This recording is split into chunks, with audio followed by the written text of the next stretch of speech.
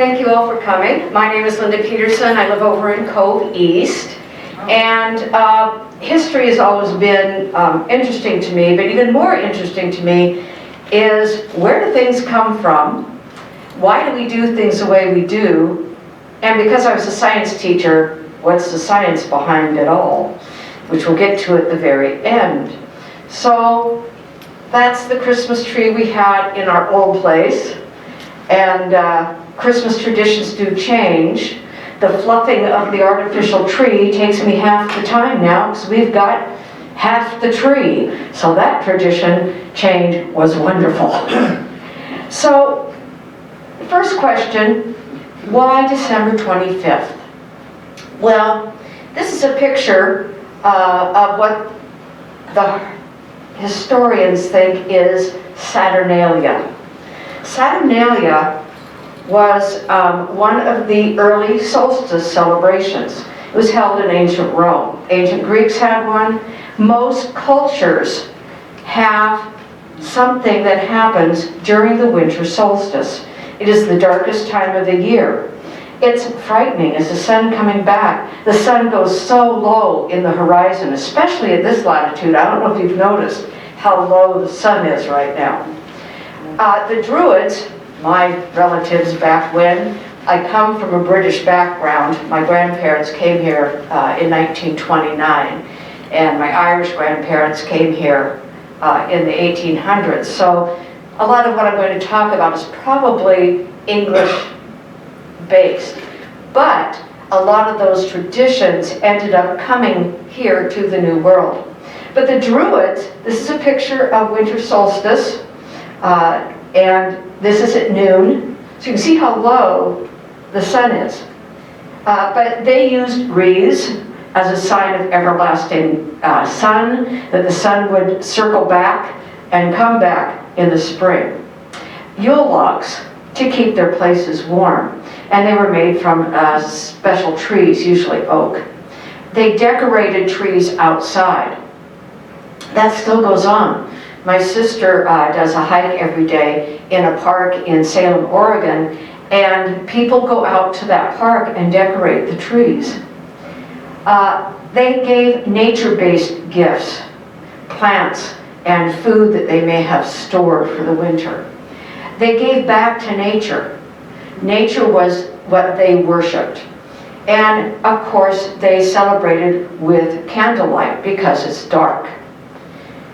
So Saturnalia was a huge celebration. It lasted from December 17th through the 25th. And Saturn was the god of agriculture, time, change, and liberation, as well as wealth. He was one of the more important gods to the Romans. He was so important that the Romans kept their treasury in the temple to Saturn.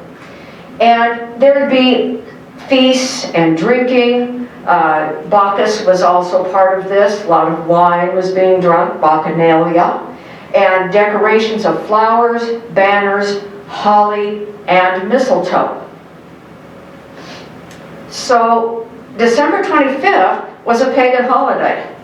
It took the church 300 years before they decided on a date to celebrate Christmas.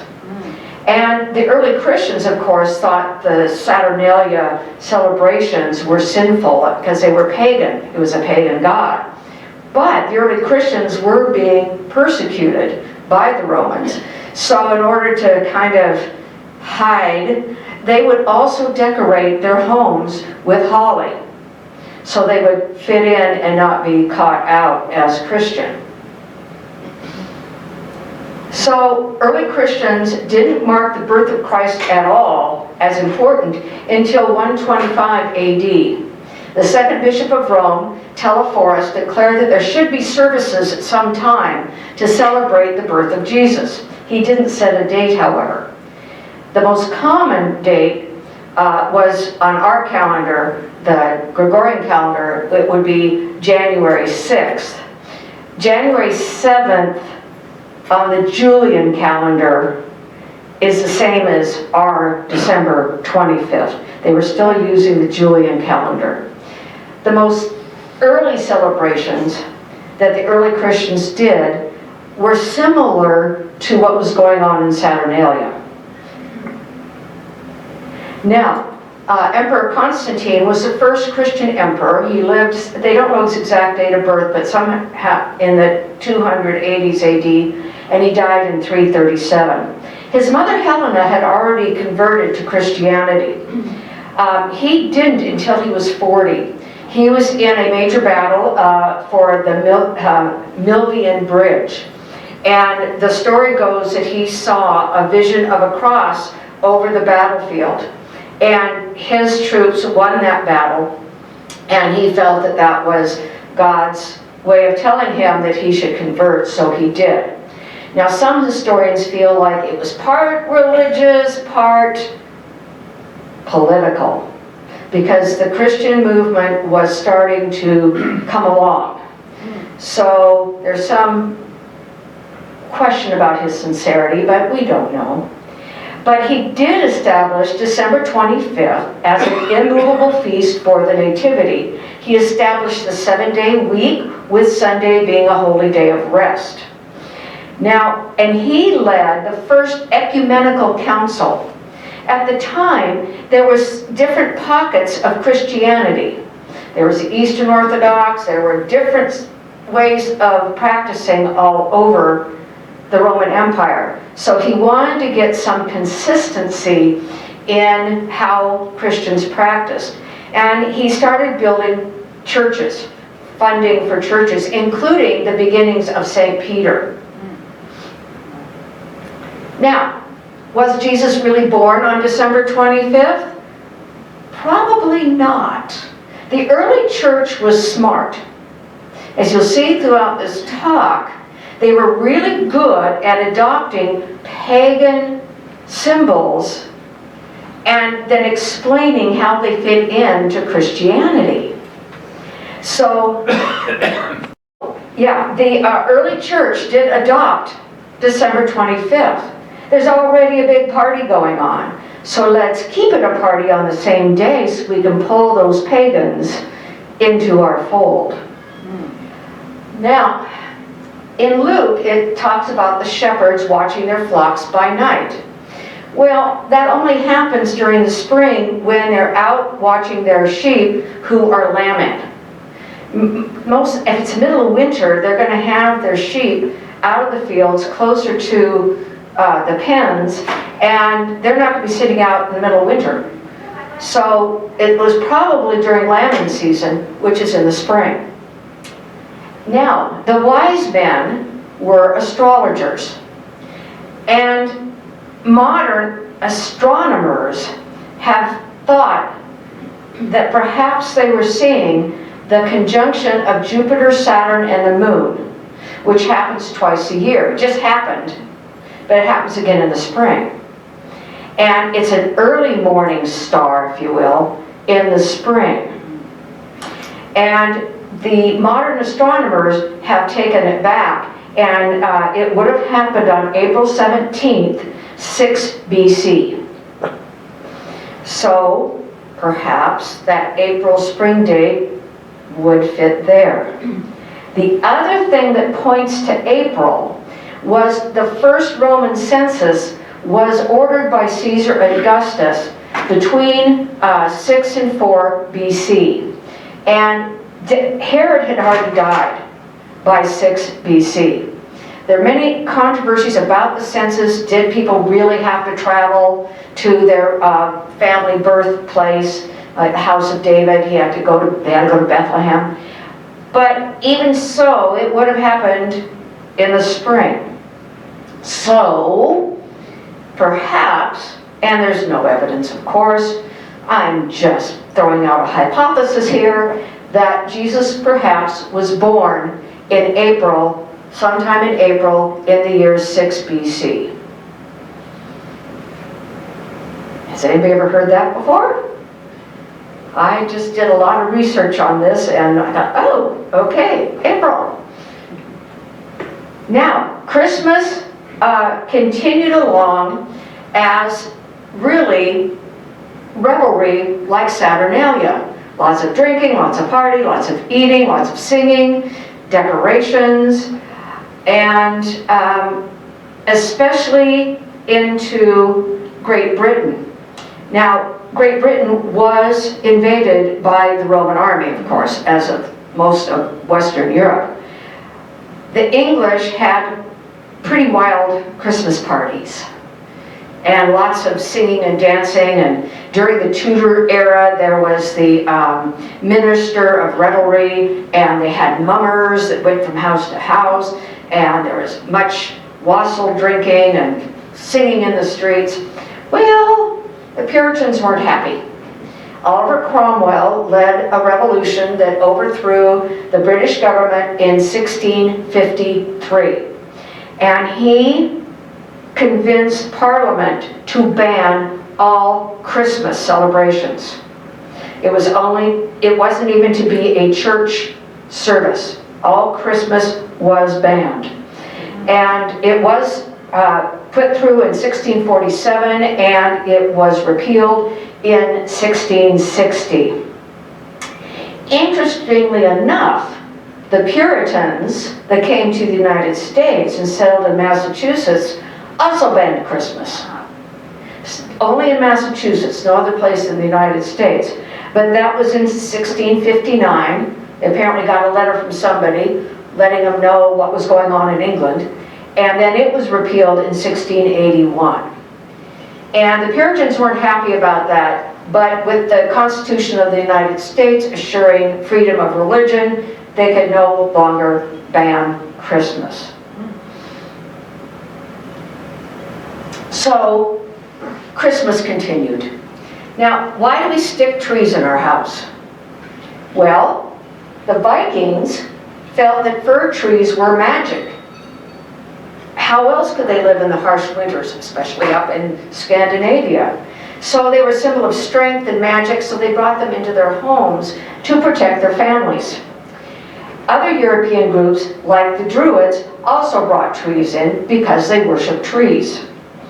In Germany and France, the legend of Saint Boniface, he was an 8th century English monk who went all over Western Europe bringing the message of Christianity to the various pagan groups. There's lots of different pagan groups.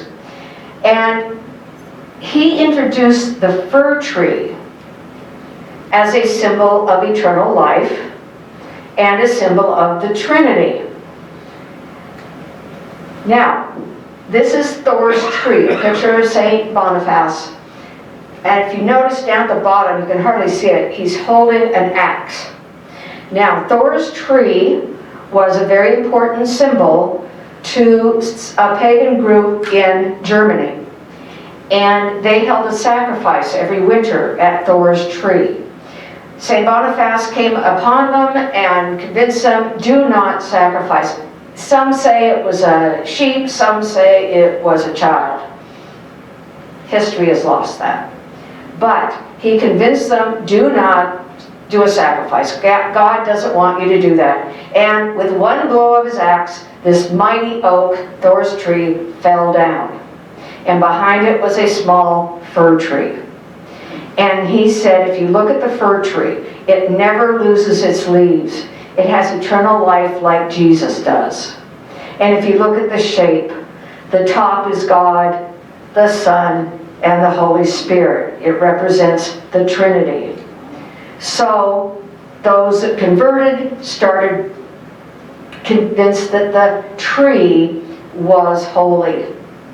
And they were bringing trees in anyway. Now there was a Christian reason for bringing a tree into the house. What's interesting though, in the early days in Germany, they hung the tree upside down.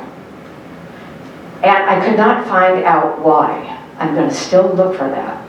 And some people today still, if you go online, you can buy a tree, artificial tree, that is made to hang upside down in your house. So apparently that's still a tradition. Now, in England, they're still just using holly, ivy, some branches, mistletoe, but they aren't bringing trees into the house yet. That started with Prince Albert, who was the consort of Queen Victoria. And my grandmother remembered Queen Victoria's 75th, her Diamond Jubilee. And they started, when she was a girl, they started bringing a Christmas tree into their home. Now, the German influence calmed Christmas down in England. It was more family-oriented, a more solemn celebration. It was the most holy day after Easter. And it is said that Martin Luther was the first one to put candles on the Christmas tree in the 1600s. So trees came to America with the German settlers in Pennsylvania, the Pennsylvania Dutch. They're called Dutch instead of Deutsch. That was a mispronunciation of Deutsch, which is the German word for German. So the Pennsylvania Dutch in 1747. Now, trees were still regarded as pagan by certain groups of Americans. Of course, the Puritans didn't like the fact that people were bringing trees in, that they didn't have any power anymore. Now, why did it start becoming popular in the United States outside of the German population? Well, the East Coast rich had been exporting their daughters to England during the Victorian and Edwardian era because a lot of the lords, dukes and barons and all those had lost their family fortunes, and they had to infuse money in order to keep their estates and titles. So they were marrying rich girls from America. And so because of that, they started adopting some of the practices of the Victorian court. An example of this is Winston Churchill's mother was an American heiress. And there's a lot of American heiresses that ended up with titles in England. And going back to visit their folks, they would bring some of their new traditions with them.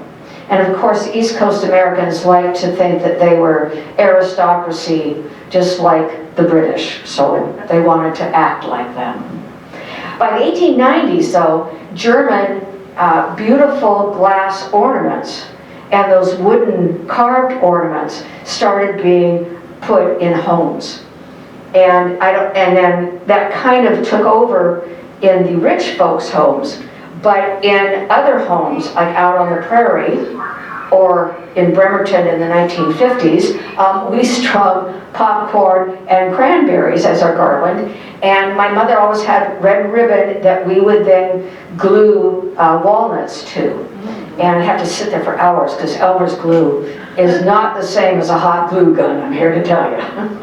But we had more decorations like that and more homemade decorations. Holly. Remember I said the Saturnalia, holly was one of their plants. Again, anything that stayed green and bloomed during winter was important during solstice because it meant that things do stay alive during the winter. And holly, again, was adopted by the church because it had been an important symbol. The Druids felt there was a war every winter between King Holly and King Oak. They were twins. And King Holly always won because it kept its leaves and its fruit, whereas poor old King Oak lost its acorns and its leaves every fall. So it wasn't as strong. Now the Celts saw holly as a powerful protector against evil and put it around their doors and in their homes because of the thorns. The Roman tradition of holly from Saturnalia perhaps came from the Druids. When they invaded the British Isles, they did bring back some of the beliefs of the Druids back to ancient Rome. Early Christians, of course, were hiding out behind the holly during Saturnalia, but once again, the church was very wise. Let's take this pagan symbol and turn it into a symbol of Jesus. and then we can bring people into Christianity. The thorns symbolize the crown of thorns that Jesus wore on his crucifixion day, and the red berries, the blood that he shed for humanity. So a Druid symbol, Saturnalian symbol, became a Christian symbol, and we still use holly today as part of our decorations. Ivy. Ivy holds fast onto whatever it grows on. I don't know about you and your old gardens, but ivy was the bane of my existence. It symbolized fertility and life to the ancient peoples. But the church used it to symbolize clinging to Christ and everlasting life. So again, Druid, Roman, early Christian church. Adopting all these things to bring the pagans in, giving them something else to believe in. Now, I always watch this every Christmas. It's on Channel 9. But the carol service at King's College is always one of my favorite traditions. And I thought I'd play the carol, Holly and the Ivy, for you. Now, hymns traditionally are taken from the book of Psalms. Carols were songs that had a religious meaning, often written by clergy. In fact, nothing that was written by someone other than clergy could be sung in church during this time. You wouldn't hear Kelly Clarkson's Christmas Isn't Canceled, Just You in church. That's her latest happy Christmas song. I think she's going through a divorce, poor thing. Anyway, I thought I'd play this. This is a carol because it has religious meaning. Okay. The holly and the ivy, when they are both full grown, all the trees that are in love, the holy bells that grow.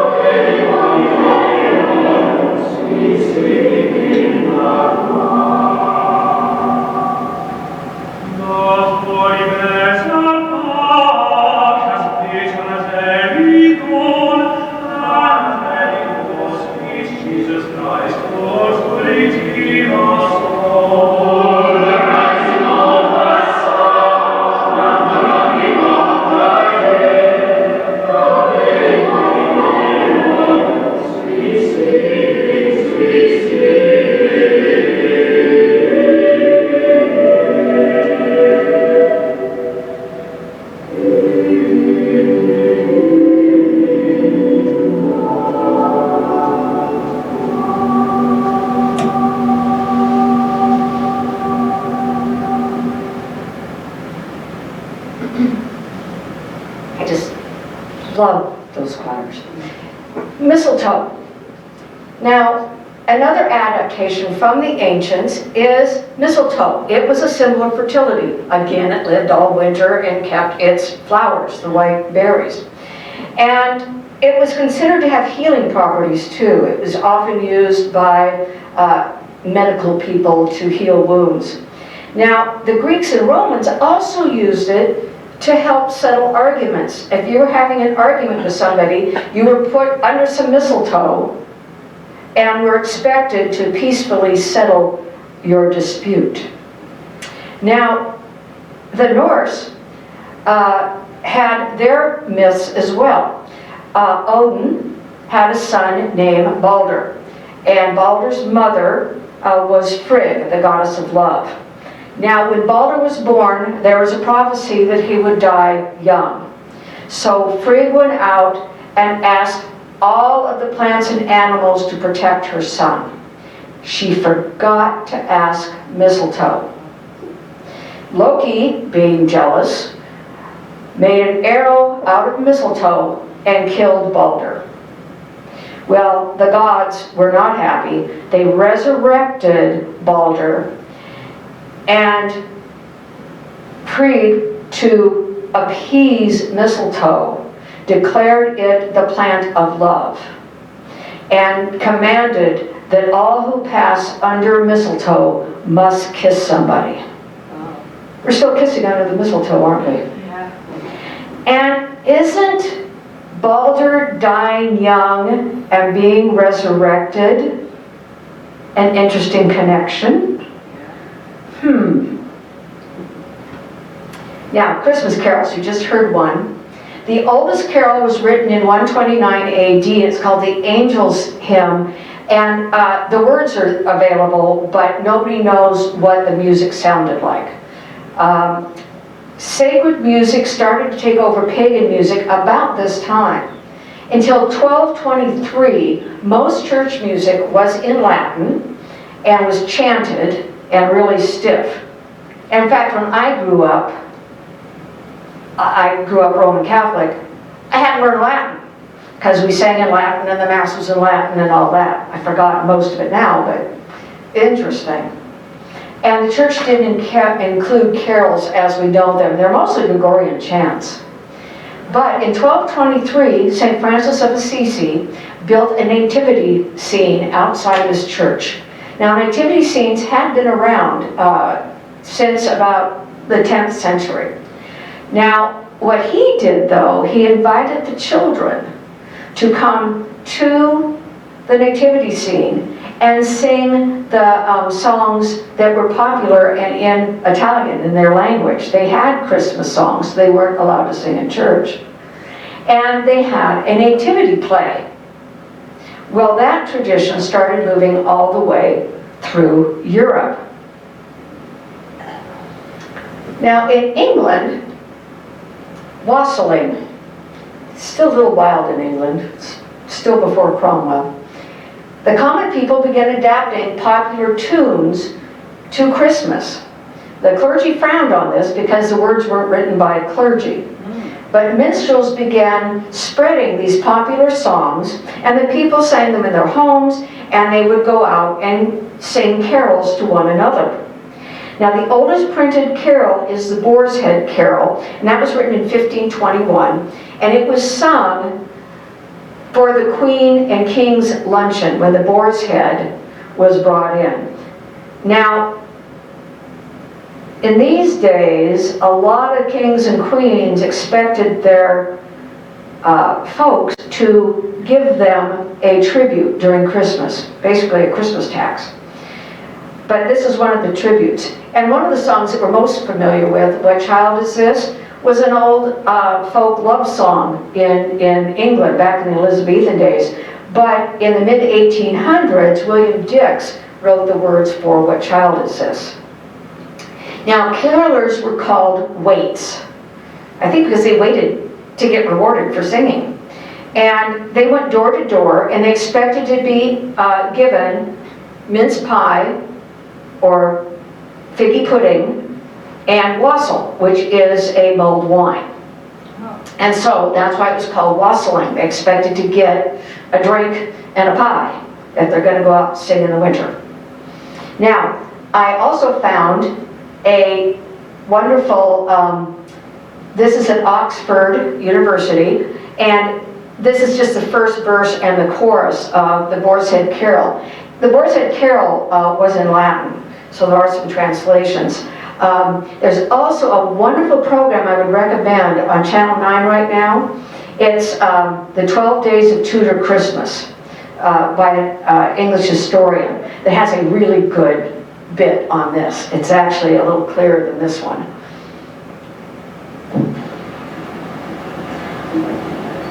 The boar's head and their eye, decked with maize and rosemary, and I pray when masters be ready, for best is he convivial.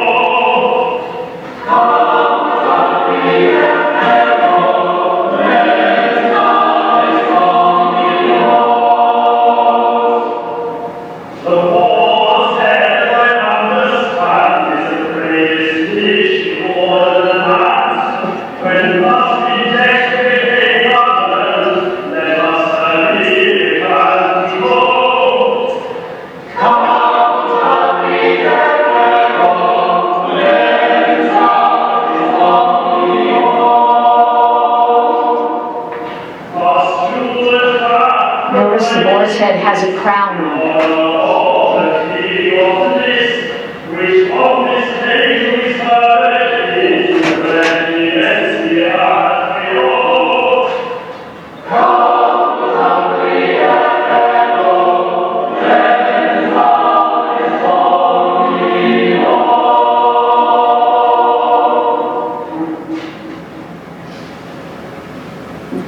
So that, I think, is a very interesting tradition. It still goes on. They still present the boar's head at Christmas lunch.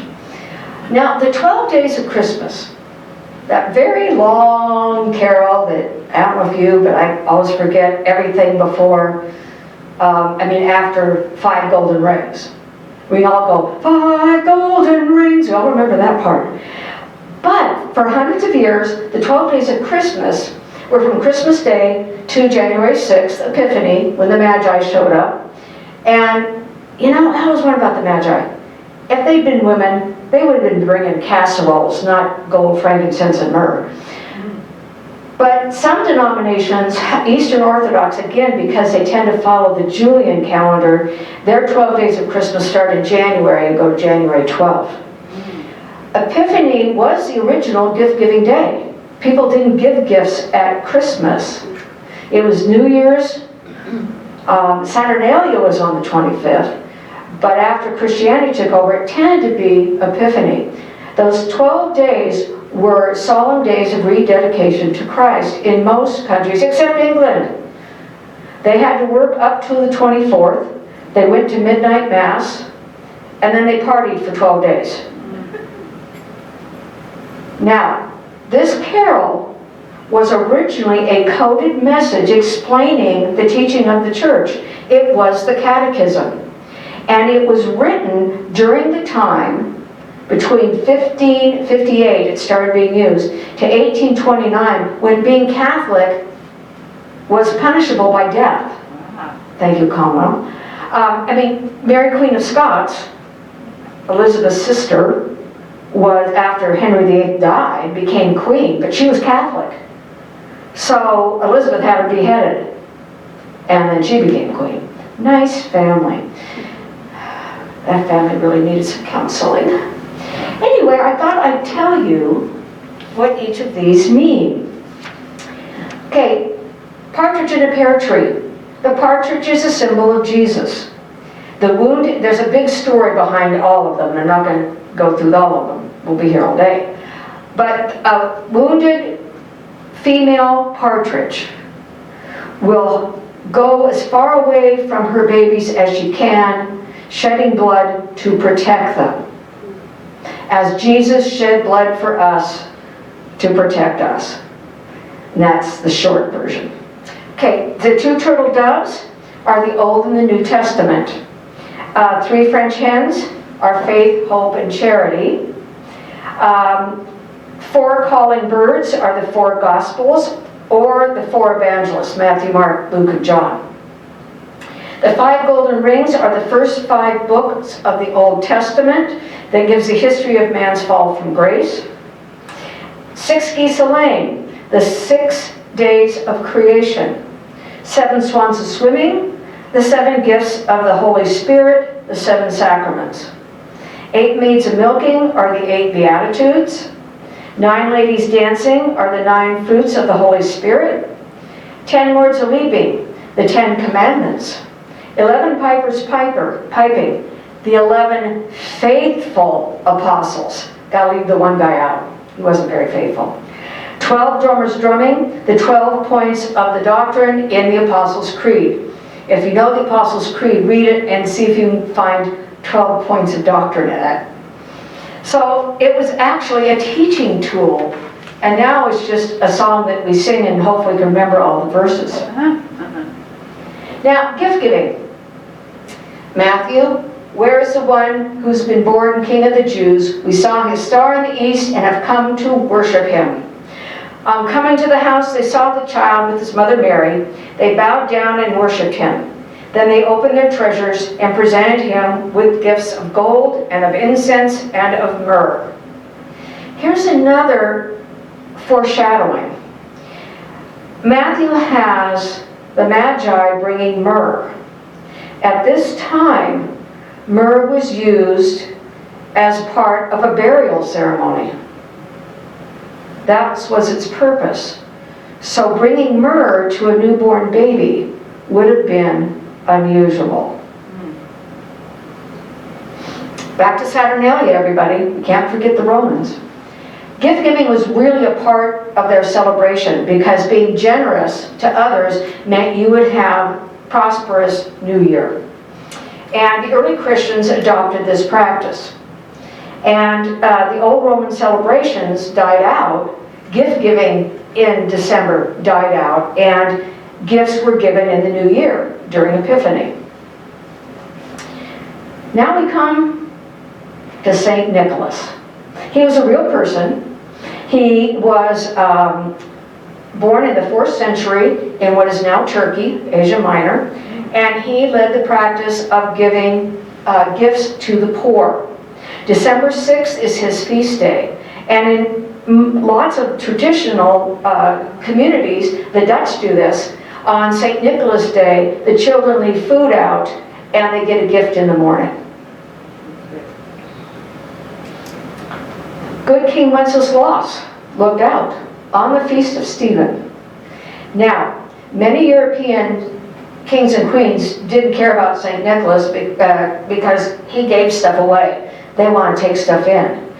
But King Wenceslas was not a king. He was actually the Duke of Bohemia, part of Germany and Austria. And he roamed around taking gifts to his subjects, the poor of his subjects. He took them fuel, clothing, and food. And the Feast of Stephen is that St. Stephen's Day is on December 26th, which is now the tradition of Boxing Day. Have any of you ever done Boxing Day? Yeah, we always had a Boxing Day party where people would bring canned goods and things that we give to the food bank. And the other good thing about it, we bought all of our leftover stuff from Christmas and ate it all. So we get rid of all that. But anyway, Boxing Day was a time in England where the manor house, the upstairs, would box up things that they didn't need anymore and give it to the downstairs folks. December 26th was when the downstairs servants got to celebrate because they were too busy with the big feast for the family on Christmas Day. So Boxing Day was their day to celebrate. Now, another king that did not accept tributes for himself was William the Conqueror. He gave money to the church instead of taking it himself. Now, the Germans latched onto the story of St. Wenceslas because he was German and gave gifts anonymously by leaving gifts on doorsteps around their neighborhood. The Danes and Dutch did the same thing, but they actually wrapped their gifts So that's why we have to wrap our gifts, which I haven't done yet. In England and the New World, Epiphany gifts were given instead to follow when the Magi gave their gifts. So sometimes it was done on December 26th, sometimes it was done on January 6th, sometimes it was done December 6th.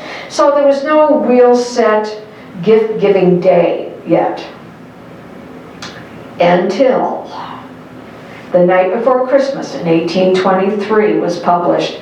And that was the beginning of Santa Claus as we know him now and gifts on Christmas Day. Dickens' A Christmas Carol helped do that in England.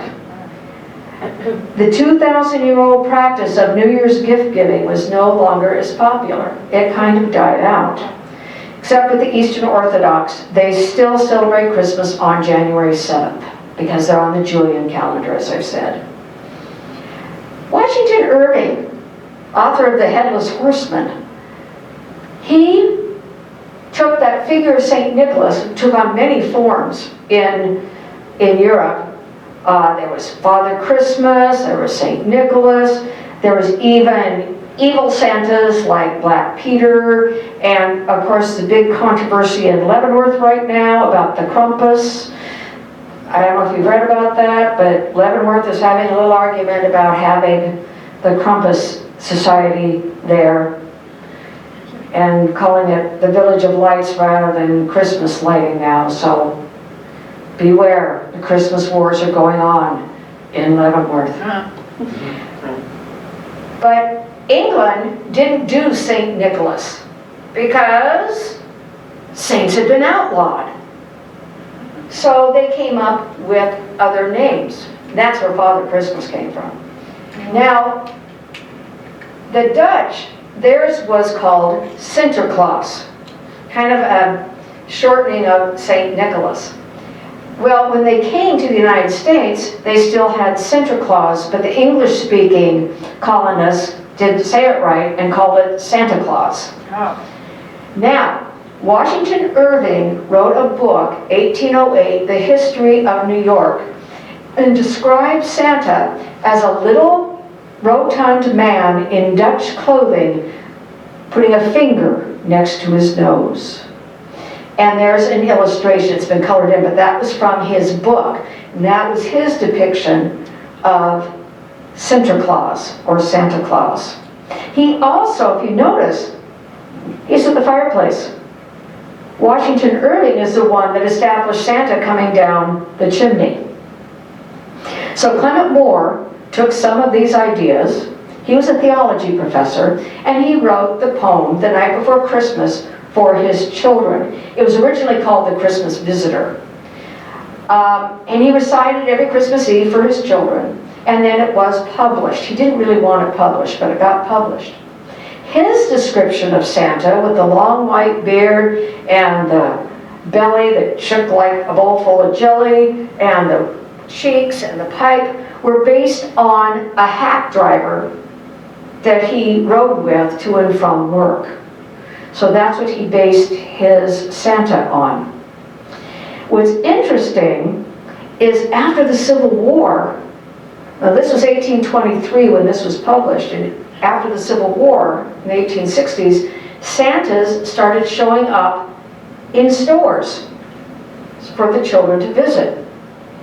So I thought I'd show you some iterations of the evolution of Santa.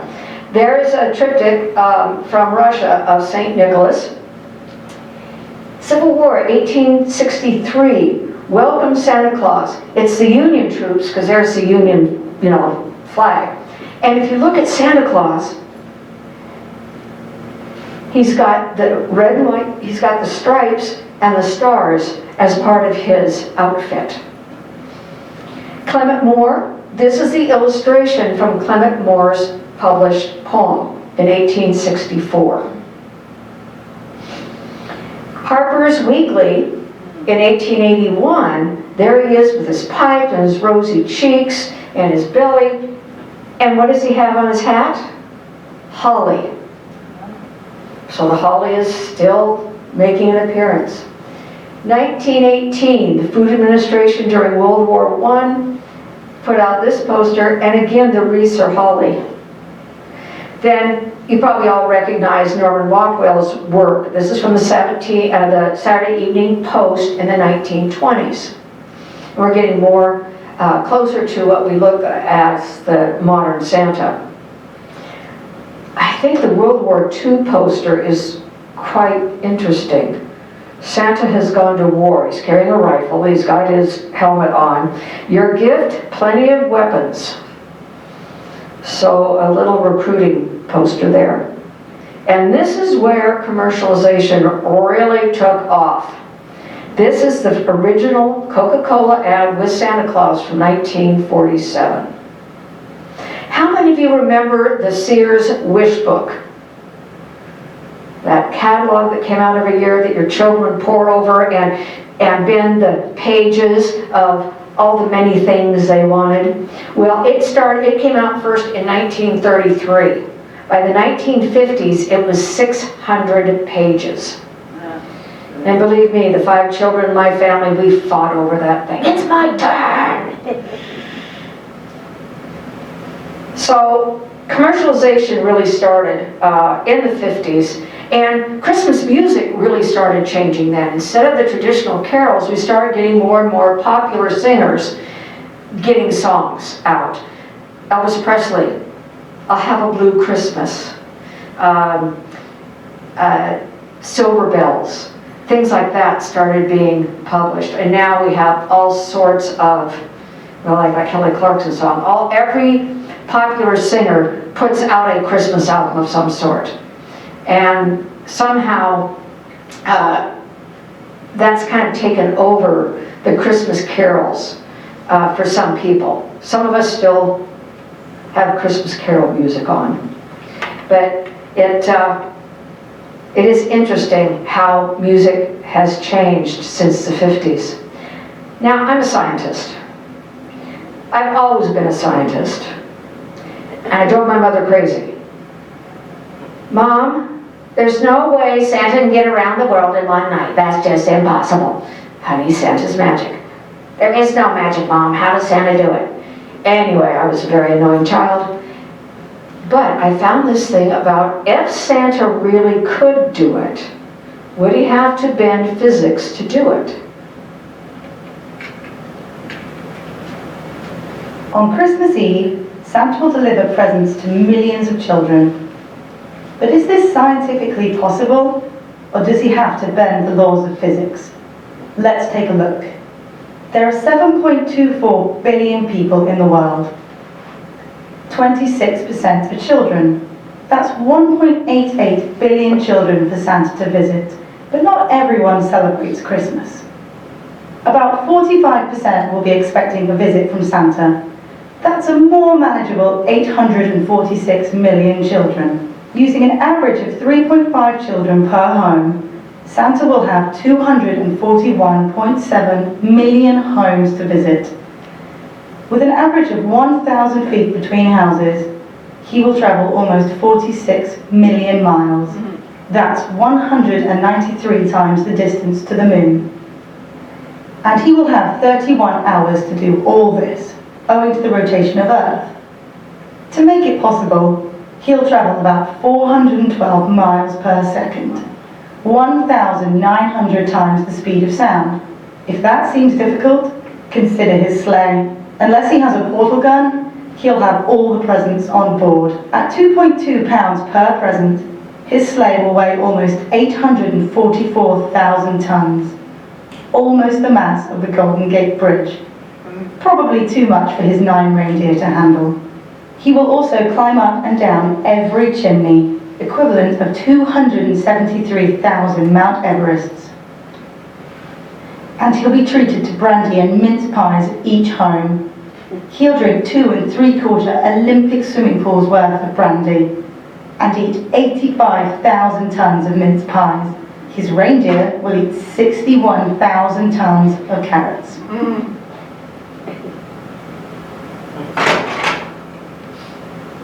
The sleigh itself poses a problem though.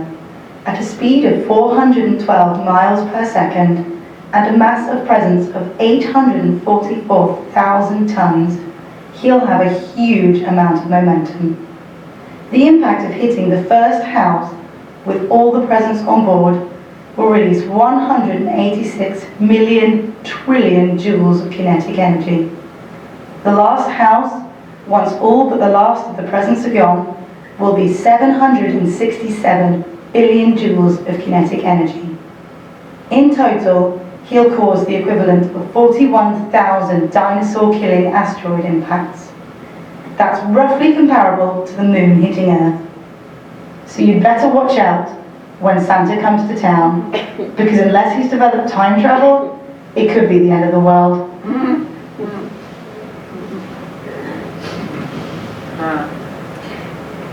So I thought that was an interesting twist on physics. Now about those reindeer, they have antlers. Every picture, they have antlers. Male reindeer shed their antlers during the winter. Females keep them. So those reindeer pulling the sleigh are females. And isn't that just right? Isn't it the females that do all the heavy lifting during the holidays? Yes, they do. That's the end of my presentation. Do you have any comments, questions? What you said about the rich Americans going to England to get, what you said about the rich American women going to England for getting royal recognition, that's the Downton Abbey story. Yes, that was a Downton Abbey story too. You're right, yeah. It happened a lot. Any other comments or questions? Well, I hope you all have a very Merry Christmas, and that New Year will find us able to all eat together in the dining room, so I'll see you there. We'll have our masks on and keep healthy and keep well. Thank you, Linda.